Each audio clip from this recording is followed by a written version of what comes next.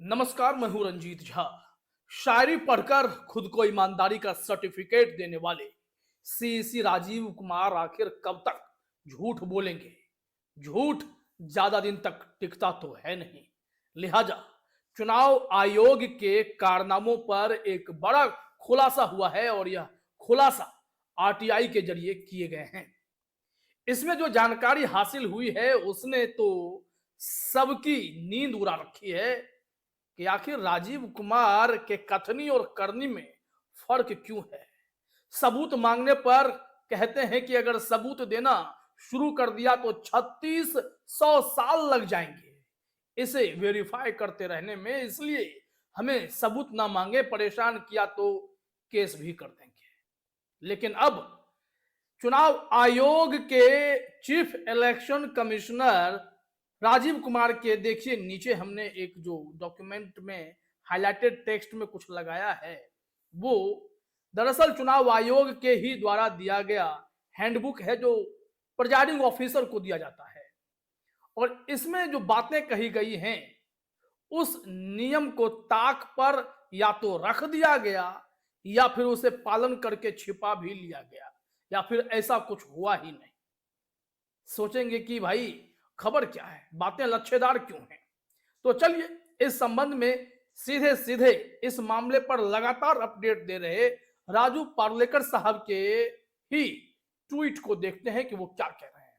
ये देखिए, उन्होंने एक आरटीआई के इंफॉर्मेशन को साझा किया है कि ईसीआई जो प्री नंबर्ड स्लिप्स होते हैं उसके आंकड़ों पर किस कदर झूठ बोल रहा है उसके वो यहां सबूत दिखा रहे हैं। इन्होंने मैटर में क्या क्या ऐड किया है वो बताएं, उससे पहले इनके दो स्क्रीनशॉट को देखिए। आपको याद होगा कि महाराष्ट्र में जब चुनाव के नतीजे आए तो खुलकर यह आरोप लगे कि वहां लास्ट मोमेंट पर आखिरी एक घंटे में लाखों वोटर्स कैसे जुट गए, है ना। Delay leads to polling going on till late evening. कहा जा रहा है कि पोलिंग प्रोसेस में जो डिले हुआ उसके पीछे यह बताया जा रहा है कि 8 बजे शाम तक 5 पोलिंग स्टेशन में वोटिंग की प्रक्रिया चलती रही और इलेक्शन कमीशन जो ईसीआई है उसने 6 बजे तक कहा था कि जो लोग लाइन में खड़े हो गए हैं वो वोट कंप्लीट करके जाएंगे। ये इंफॉर्मेशन सबके नजर में है और चुनाव आयोग कहता है कि इसी वजह से जो है वोटिंग के आंकड़े खूब बढ़ गए। अब यहां पर आपको दिखाते हैं इसको लेकर एक हैंडबुक इंफॉर्मेशन। यहां लिखा हुआ है, यहां हैंडबुक फॉर प्रिजाइडिंग ऑफिसर। इसमें साफ कहा गया है कि ये इंश्योर करना होगा जब क्लोजिंग आवर हो जाता है पोल का कि उसके बाद कोई भी वोटिंग करने के लिए लाइन में खड़ा नहीं होगा। यानी अगर आपने 6 बजे का एक समय फिक्स किया है तो इसके अलावा कोई और नहीं घुसेगा। उस वक्त तक जो लाइन में होंगे वही, और वहां जितने लोग लाइन में होंगे वहां पर सबको एक प्री साइंड स्लिप्स देना पड़ेगा जिसमें नंबर्स होंगे, मेंशन किए होंगे जो भी लोग लाइन में हैं, और उसके बाद ही चुनाव की प्रक्रिया जो है पूरी कराई जाएगी। प्रिजाइडिंग ऑफिसर वहां खुद उपलब्ध होंगे। ये एक इंफॉर्मेशन है जो कि खुद चुनाव आयोग अपने चुनाव कर्मियों को, चुनाव अधिकारियों को देता है। लेकिन अब खेल कैसे पकड़ा गया ये समझना पड़ेगा, क्योंकि ये जो पीठासीन अधिकारी को निर्देश पड़े थे, क्या यह निर्देश वाकई में पालन भी किए गए या फिर इन चीजों पर लिपापोती करने की कोशिश हुई है। पॉइंट नंबर 1 में समझिए यहां क्या कहा जा रहा है। पीठासीन अधिकारी की पुस्तिका के अनुसार पीठासीन अधिकारी को मतदान के समापन पर कतार में खड़े सभी मतदाताओं को अपने हस्ताक्षर के साथ क्रमांकित पर्चियां देनी होती हैं।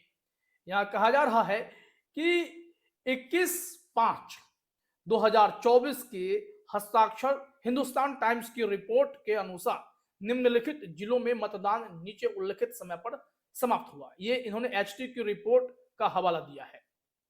मुंबई की बात करते हैं तो मुंबई में कि जबकि उपनगरों के 7384 बूथों पर मतदान शाम 7:15 पर समाप्त हो गया था। द्वीप शहर में यह रात 8 बजे तक चला। सायन, कोलीवाड़ा, माहिम और बायकुला के कुछ मतदान केंद्र सबसे अंत में समाप्त हुए। फिर ठाणे की बारी आई कि ठाणे में कलेक्टर अशोक शिंगारे ने कहा कि मुंब्रा में 10 मतदान केंद्रों पर लंबी कतारें थी। पालघर में कहा गया कि पालघर जिले में बोईसर और दहानू में मतदान केंद्रों पर मतदाताओं की भारी भीड़ थी। पालघर जिला कलेक्टर गोविंद बोडके ने कहा कि उन्होंने इसकी निगरानी के लिए तहसीलदार और नायब तहसीलदार को भेजा और मतदान रात 9:45 बजे समाप्त हुआ। उन्होंने कहा कि 8 बजे तक चला था। चलिए, नासिक में क्या इंफॉर्मेशन है ये समझिए। नासिक में कहा गया कि नासिक कलेक्टर जलज शर्मा ने कहा कि नासिक में मतदान रात 8:15 बंद हो गया। डिंडोरी में 7:30 बजे बंद हुआ। इसलिए उपरोक्त मतदान केंद्रों के पीठासीन अधिकारियों को इन मतदाताओं को उनके हस्ताक्षर के तहत क्रमांकित पर्चियां जारी करनी चाहिए थी जो कतार में खड़े थे और समापन समय यानी शाम 6 बजे के बाद मतदान कर रहे थे। हालांकि कॉमनवेल्थ ह्यूमन राइट्स इनिशिएटिव के वेंकटेश नायक द्वारा एक आरटीआई आवेदन के जवाब में चुनाव आयोग का कहना है कि उसके पास महाराष्ट्र के लोकसभा और विधानसभा चुनाव 2024 के दौरान जारी किए गए कुल निर्वाचन क्षेत्र और खंडवार पर्चियों की कोई जानकारी नहीं है। स्पष्ट रूप से ईसीआई झूठ बोल रहा है या उसके अधिकारी महाराष्ट्र के सीईओ के साथ साथ कर्तव्य के प्रति लापरवाही के दोषी हैं। सीईओ महाराष्ट्र को टैग भी किया गया है ताकि वो भी देख लें कि भाई कितना बड़ा खेल है। उन्होंने आखिर में कहा, ऐसी शेरों शायरी और बेशर्म झूठ से चुनावों का कोई मतलब नहीं रह जाएगा। क्या सीसी राजीव कुमार जानबूझकर शेर शायरी पढ़कर अपना कार्यकाल निपटाने में लगे हैं? उन्हें एक्सटेंशन नहीं चाहिए और आप जानते हैं कि 18 फरवरी को वो रिटायर हो जाएंगे, लेकिन तब तक इनके पास कांग्रेस का डेलीगेशन गया। उन्होंने डॉक्यूमेंटेड इंफॉर्मेशन मांगे। चुनाव आयोग ने कहा अभी उपलब्ध नहीं है। बाद में प्रेस कॉन्फ्रेंस करके कह दिया कि खबरदार जो मेरे से कोई कुछ मांगा, नहीं तो मैं अगर सबूत देने लगा तो 3600 साल लग जाएंगे, सीसीटीवी फुटेज भी नहीं दूंगा। साथ ही साथ उन्होंने यह भी कहा कि कांग्रेस के नेता या अलग अलग नेता या पत्रकार हम लोगों के बारे में झूठी खबरें न फैलाएं। चेतावनी दे रहे थे कि अगर कोई इंफॉर्मेशन ऐसा होगा तो फिर हम तो अभी अपने डीईओ के हाथ रोक रखे हैं, रिटर्निंग ऑफिसर को रोक रखे हैं, नहीं तो आप लोग मुश्किल में पड़ जाएंगे। जब तक मैं हूं अब तक क्रिमिनल केस दाखिल नहीं कराया है, नहीं तो करवाना शुरू कर दूंगा। लेकिन इसका क्या जवाब देंगे? आरटीआई जो हुआ है, आरटीआई के मुताबिक आपको प्री नंबर्ड स्लिप्स क्यू में खड़े लोगों को देना चाहिए था, लेकिन सीसी राजीव कुमार के इन प्रिजाइडिंग ऑफिसर ने क्या उन नियमों का पालन किया? क्योंकि उनके हैंडबुक में जो बातें कही गई हैं उसका तो अक्षरशः पालन नहीं हुआ है। नहीं तो कांग्रेस डेलीगेशंस ने जितने भी डॉक्यूमेंट्स मांगे थे वो तो अब तक उन्हें दे देने चाहिए थे। कितने लोगों को उन्होंने स्लिप्स बांटे थे और उन पर साइन किया गया था, ये एक बड़ी खबर बनती चली गई है। और ऐसे में महाराष्ट्र चुनाव में जो धांधली के आरोप लग रहे हैं अब उसमें बल मिलता दिखाई पड़ रहा है। क्या इस मामले को लेकर अदालतों का भी सहारा लिया जाएगा?